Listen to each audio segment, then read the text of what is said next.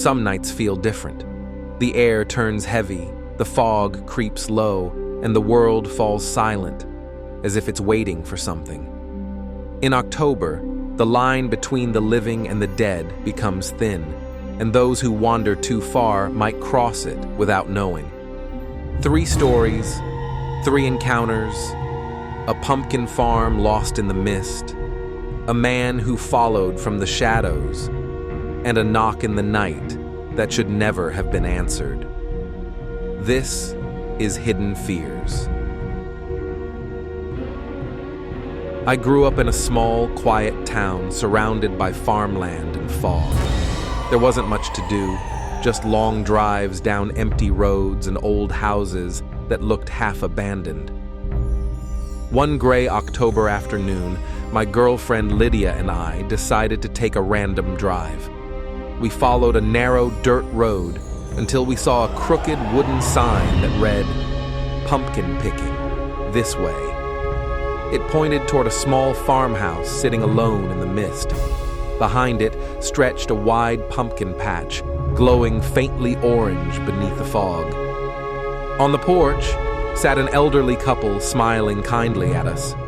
The woman waved and said, "Pick any pumpkin you want, dear. They're free." We laughed, thinking it was a sweet gesture, and walked into the patch. The air was damp and cold, the ground soft under our shoes. Most pumpkins were small or rotting, but near the back, Lydia found a perfect one, round, heavy, and bright orange. I lifted it and carried it back to the porch, but the couple was gone. Their rocking chairs were still swaying gently, as if someone had just stood up. I called out, but no one answered. Lydia whispered that we should leave, so we got back in the car. As I turned to drive away, a man came running from behind the house, shouting, "Hey, what the hell are you doing here?" he yelled. I told him the older couple said we could take a pumpkin. His face went pale. "What couple?" he said slowly. "I live here alone." We froze. The only sound was the wind pushing through the cornfields. He made us put the pumpkin back and warned us never to return. We drove off in silence, the fog thickening around us. A week later, my brother stopped by the same farm. The same man was there. When asked if his parents lived with him, the man frowned. "I don't have any family," he said. To this day, I can still see the 2 figures smiling from the porch, their faces fading into the mist. And every October, when the fog rolls in over the fields, I wonder if they're still there, waiting for someone else to stop.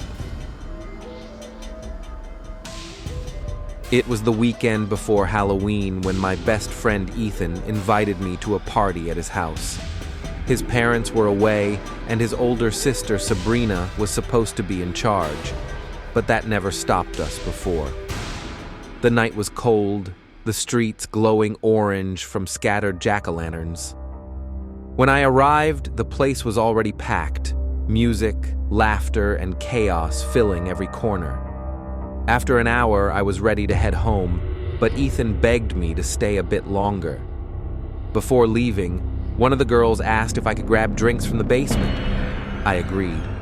The stairs creaked as I went down. The air was colder, heavier. I found the fridge and opened it, then heard a quiet voice behind me say, "Boo." I spun around. A tall man stood there wearing a long black cloak. He smiled too wide. "I'm Mark," he said, the host's cousin. Something about him felt off. His grin didn't reach his eyes. I mumbled a quick, "Nice to meet you," and hurried back upstairs. Later, I walked home to Ethan's place and crashed on his basement couch. The house was silent. But 15 minutes later, I woke up to a loud crash upstairs. Footsteps followed, slow, heavy. Then, the basement door creaked open. A figure stepped halfway down the stairs.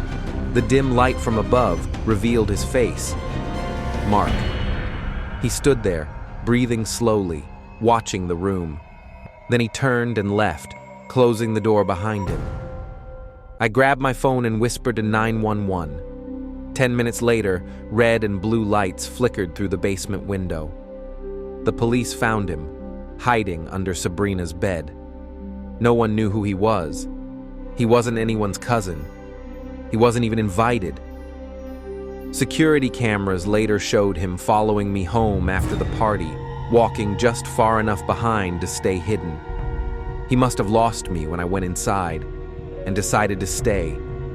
That night changed something in me. I stopped going to random parties, because sometimes what you meet in the dark isn't a stranger. It's someone who's already decided you're next. It was mid-October when my wife Claire and I rented a small cabin in the Catskills for a quiet weekend away. The host, Margaret, left the key in a lockbox and welcomed us by text. The cabin was perfect. Warm lights, wooden walls, and silence thick enough to feel. That afternoon, we hiked a trail near Overlook Mountain and met a woman named Melanie. She looked to be in her 50s, friendly but strange, asking where we were staying. Claire told her about the cabin, not thinking much of it. Melanie smiled and said she knew the area well. That night, rain began to fall. We curled up to watch a movie, half asleep, when there came a sudden knock at the door. 3 sharp hits that echoed through the woods. We froze. Then, another knock, louder. Through the window came a soft woman's voice. "Please, I need help." My stomach turned cold. I texted Margaret asking if she was nearby. She called immediately, whispering, "I'm home. Don't open the door." Then came the sound of the window lock rattling. Someone was trying to get in.